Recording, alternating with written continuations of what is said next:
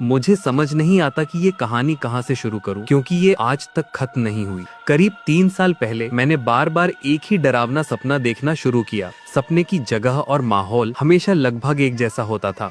सपने में मैं और एक अजीब सा आदमी जिसका नाम एच था, एक पुराने से अम्यूजमेंट पार्क के झूले पर बैठे होते थे। हम दोनों वयस्क थे, लेकिन वो जिस भाषा में बोलता था वो बिल्कुल इंसानों की भाषा नहीं लगती थी। फिर भी सपने में मैं उसकी हर बात समझ लेती थी। वो अपना नाम एच बताता और उसके तुरंत बाद सूरज तेजी से डूब जाता। एकदम अचानक पूरा पार्क घुप अंधेरे में बदल जाता और एच घबराकर मेरी तरफ देखता और भाग जाता। अंधेरा इतना गहरा होता था कि सामने हाथ भी नजर ना आए। ये वो अंधेरा था जो मैंने असल जिंदगी में कभी महसूस नहीं किया।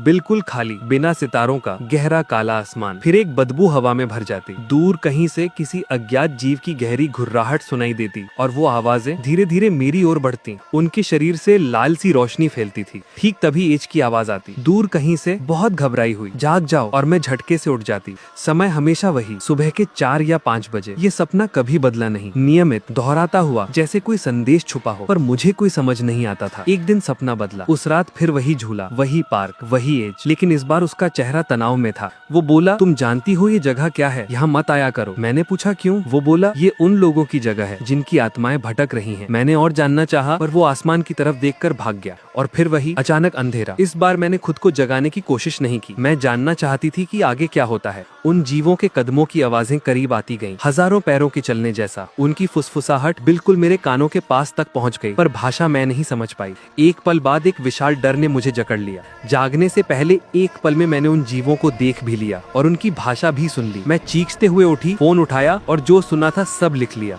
बार बार उस भाषा को याद किया, पर उसका मतलब आज तक नहीं समझ पाई। किसी भी इंसानी भाषा जैसा नहीं था।